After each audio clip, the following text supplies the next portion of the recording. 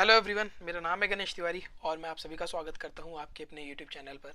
तो दोस्तों, ये वीडियो मैंने इसलिए बनाया है कि मैं आपको बता सकूं कि मेरे एसबीआई पीओ प्री में 2022 में कितने अटैम्प्ट रहे। तो सबसे पहले मैं आपको बता दूं, मेरी जो शिफ्ट थी वो 20 तारीख को सेकंड शिफ्ट थी, यानी कि जो 10:30 बजे चालू होती है, 10:30 बजे रिपोर्टिंग टाइम होता है, 11:30 चालू होती है, 12:30 बजे ख़त्म होती है।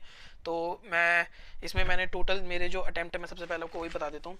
तो मेरे जो टोटल अटैम्प्ट्स हैं वो हैं 71 क्वेश्चंस, जिसमें से इंग्लिश में मेरे कितने थे? इंग्लिश में मेरे 29 थे।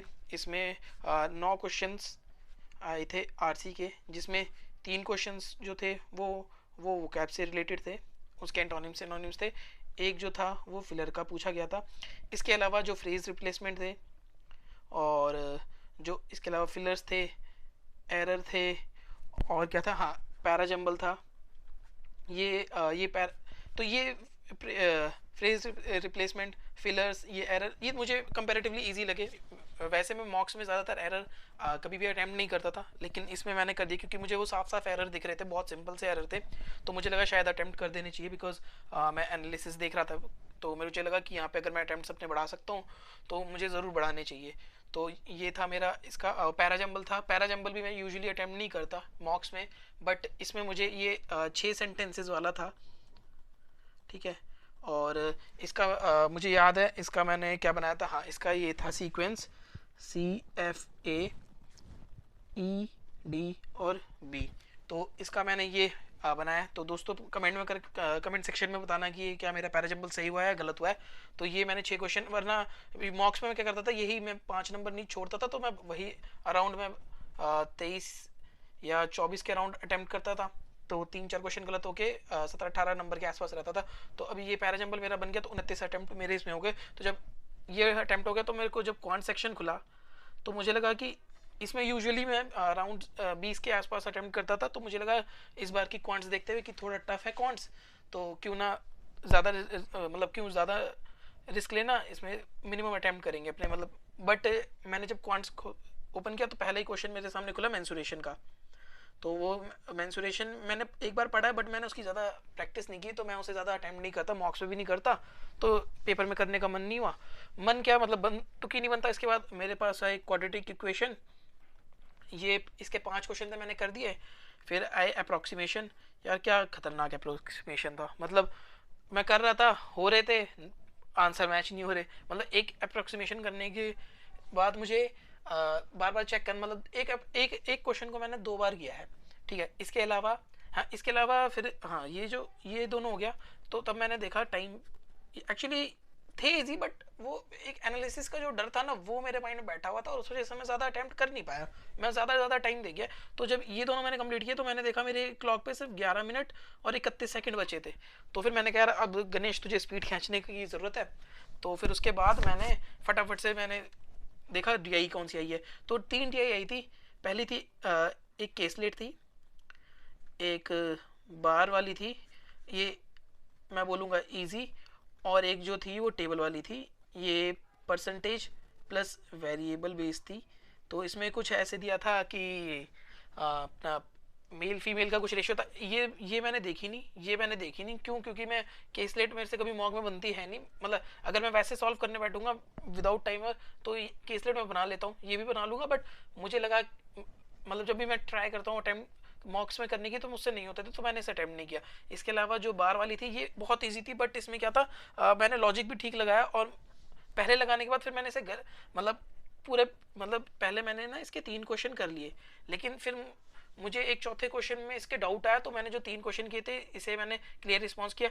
इसमें मेरे जा चुके थे लगभग 4 मिनट, और जा चुके थे। तो मेरे पास 6 मिनट बचे। मेरे पास सिर्फ अभी मेरी स्पीड मैथ्स ही हुई थी। फिर मैं गया अर्थमेटिक सेक्शन पे, जो मैं मानता हूँ कि मेरा थोड़ा ठीक ठाक है। और तो फिर मैं जब अर्थमेटिक पे गया, तो इसके मैंने यहाँ पे देखा 2 से 3 मिनट के अंदर मैंने लास्ट के 4 या 5 क्वेश्चन बनाए, तो मेरी घड़ी पे मुझे फिर ये जो यहाँ पे 11 क्वेश्चन जो दिख रहे थे अब वो हो चुके थे 15 क्वेश्चन अटैम्प्ट हो गए। तो थोड़ा एक रिलीफ है कि चलो यार थोड़ा हो गया अटैम्प्ट। फिर मैंने कहा यार डीआई में कर नहीं पा रहा, बाकी मैं अर्थमेटिक अब कुछ कर नहीं पा रहा, तो फिर मैं वापस इस वाली बार वाली पे गया।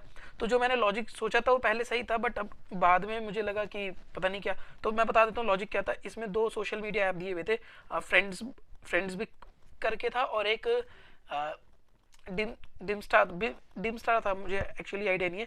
तो बार ग्राफ में वैल्यू दी हुई थी एक की, एफ की, और नीचे इनके रेशियो दिए हुए थे।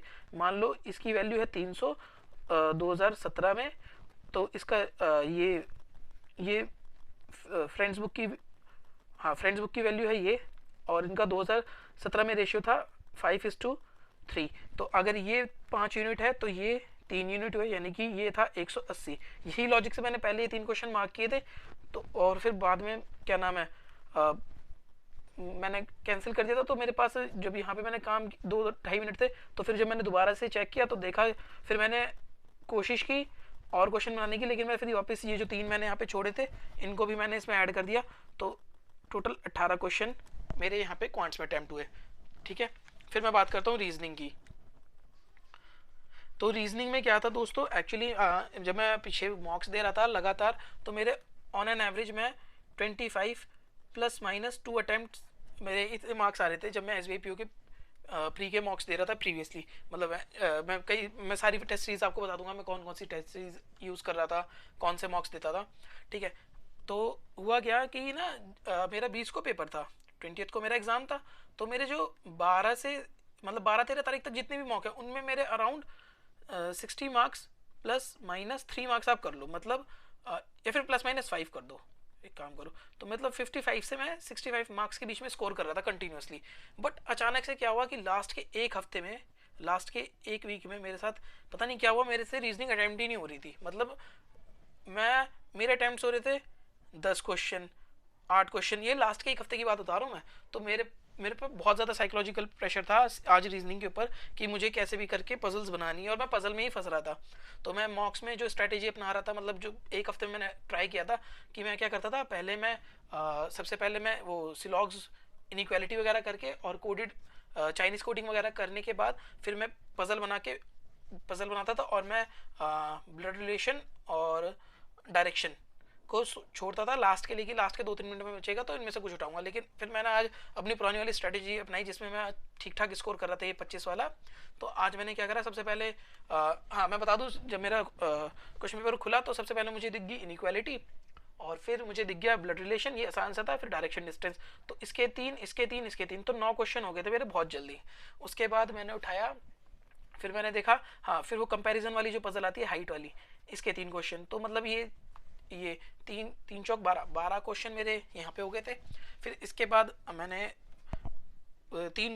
इसके अलावा 3 जो क्वेश्चन थे, एक में था पेयर वाला जो था जिसमें वर्ड्स बताने होते हैं, टेंट्रम वर्ड था, ये वर्ड था। इसका मेरे को टाइम नहीं मिला, मैंने निकाल लिया था, बस मैं काउंट कर रहा था, बट टाइम मेरा खत्म हो गया था इसमें।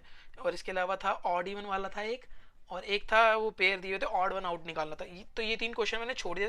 इतना करने के बाद मैंने इन तीनों को मार्क फॉर रिव्यू कर दिया कि लास्ट के 1-2 मिनट में जब बचेंगे तब इन तीनों को उठाऊंगा। फिर मैं गया चारों पजल पे। तो सबसे पहले मैंने हाँ 4 पजल आई हुई थी। एक थी पैरेलल रॉ वाली जिसमें 7 लोग बैठे थे ऊपर नीचे, ये मेरी पजल होगी। फिर आई थी एक मंथ बेस्ड, ठीक है, 5 महीने थे, 5 लोग थे, 5 सिटी में जा रहे थे, मतलब मंथ बेस्ड एक वेरिएबल के साथ। फिर एक जो मुझे लगा, मतलब जो अंकुश लांबा सर हमेशा कहते हैं नेवर स्किप पजल, कैटेगरी वाली 7 लोगों की थी शायद।